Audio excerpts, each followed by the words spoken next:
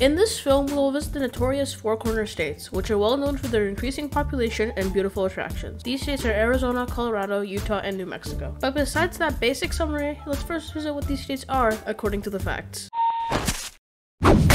Let's begin with the most populated out of these four, Arizona. The state has a population of 7.3 million and its capital city is Phoenix, which is the 5th biggest city in the entire nation. According to historical documents, the name of the state is based off the Basque word, which means the good oak tree. Pretty retarded considering a majority of the state is a fucking desert. Our journey will begin in Arizona because I live here. We will start somewhere mysterious in the Phoenix metropolitan area and head up to Prescott. Referred to by many Arizona residents to be the city's historical capital, there's a lot of general buildings here that have a very old mid-1800s style.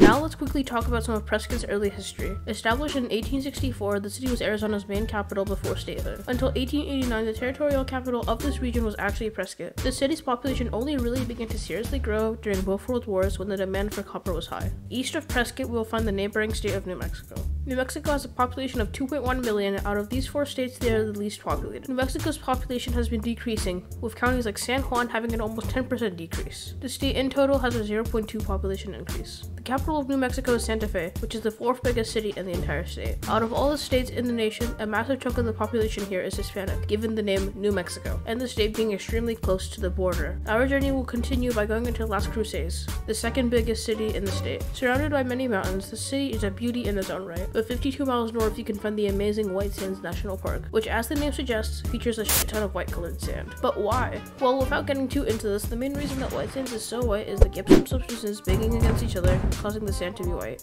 Now let's head north of New Mexico to the place that gives this zone its name after all.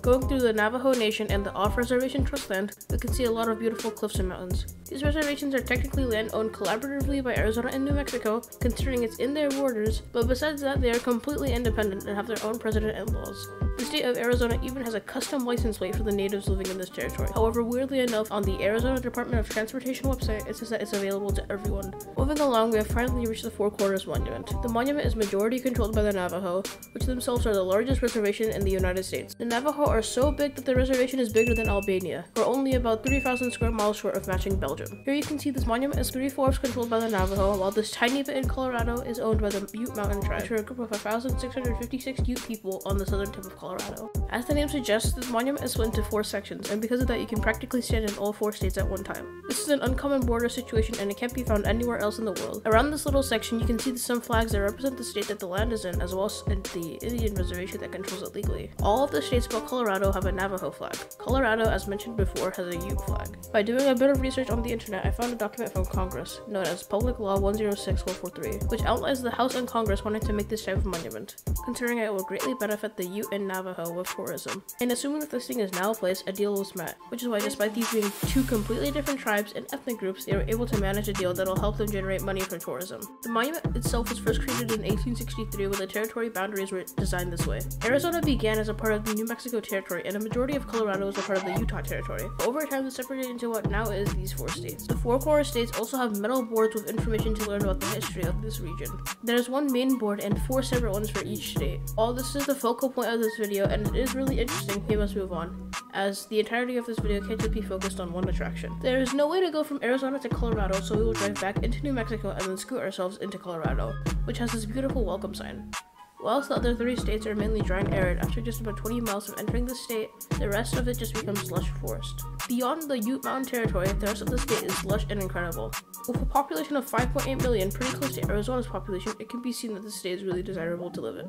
The capital city is Denver, with 711,000 people living there, comparable to Seattle, Washington. Considering Colorado is a big state and we don't have the most time on our hands, we will visit some of the southern bit. Let's go over a bit of history in these southern counties. The 2 counties I visited were Dolores and Montezuma. They have a combined population of 28,572, with a majority of it coming from Montezuma. Half of Montezuma County is controlled by the Ute Mountain Reservation, while the more populated and developed northern half is controlled by the actual county itself. The Ute Mountain Reservation has a home and a casino of its own, with a gas station and other common necessities. The biggest city in Montezuma is Cortez, with a population less than 10,000. Despite being a small town though, there are monuments and forests surrounding it, which makes it a compelling place to visit. When entering Colorado, you're greeted by the San Juan River, which starts in your page, Arizona. A bay then splits into a river, then San Juan, which goes all the way from southern Utah to northern New Mexico. But in the Colorado part of this river, something interesting you'll see is how this river is surrounded by greenery and trees, and it's the only real green flourishing part in southern Colorado, which the rest is a desert. You really first only see this lush greenery when you enter Cortez, and this greenery is unmatched. It's why out of all the four corner states, Colorado really stands out. And honestly, this was an amazing experience to see this untouched Colorado wilderness that an Arizonan would not be familiar with. Nearby is the Canyons of the Ancients Monument, which is a landscape that was once controlled by the Pueblo people.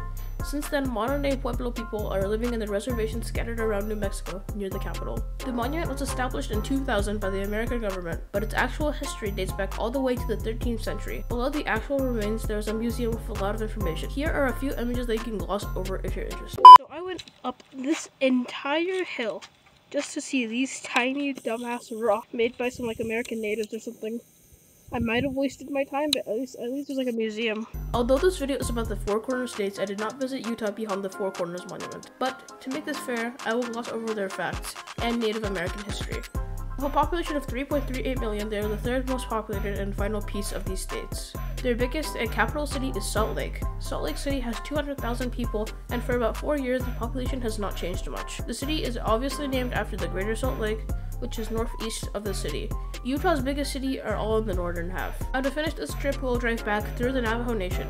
Continuing our drive into Arizona, you can find a Burger King that has a Navajo Code Talkers museum built in. Now the Code Talkers were used in the Second World War for keeping American secrets. Since their language is so complex that no one else can understand it, they were able to transmit around 800 messages perfectly, and the Japanese did not understand them whatsoever. This museum features a ton of information, posters, and military equipment, as well as a stereotypical Navajo mud hut that was used during this time. Inside you can see some tools and things these Navajo used in the 20th century. Since then, living conditions have improved for the natives, with them having their own proper education system or having basic necessities like running water and the internet. 67% of tribal lands in the United States have access to the internet, which is something that keeps increasing. I'm hoping this documentary was able to help you learn more about the culture of these four corner states and figuring out how they work together with these native groups to make a better world for them. From giving them necessities to helping them construct monuments like the actual Four Corners, you hopefully figured out how these people work, and how these four states, surrounded with reservations for the most part, create a better world for everyone.